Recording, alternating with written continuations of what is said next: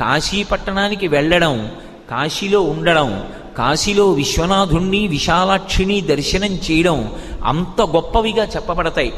మనం కోరక్కర్లేదు, కోరకుండానే మన జీవితంలో మనకి కావలసినటువంటి సమస్త సుఖములను కూడా కాశీపట్టణం ఇస్తుంది. అందుకే భామ కళ్యాణముల కాటపట్టు కాశీ, అటువంటి కాశీలో మోక్షమునకు పుట్టినిల్లు కాశీ. అసలు కాశీపట్టణంలో మోక్షం పుట్టింది. ఆ కాశీ వెళ్ళినటువంటి వాడికి మోక్షం లభించకపోవడం అన్నది ఉండదు. కాశీపట్టణంలో శరీరం విడిచిపెట్టినటువంటి వాడికి పరమశివుడు వచ్చి తారక మంత్రాన్ని ఎలా ఉపదేశం చేస్తాడు, ఎలా మోక్షాన్ని ఇస్తాడు అన్న విషయాన్ని నిన్ననే నేను మీతో మనవి చేసి ఉన్నాను. మహానుభావుడు పాలిండ్లు కదలంగ పసిడిపయ్యద వీచువ చలాధిపుని కూర్మి ఆడుబిడ్డ ధూత్కారమొనరించి తొండంబు ముక్కున శిఖరారావంబు జిలుకుడుంఠి ప్రత్యక్షమై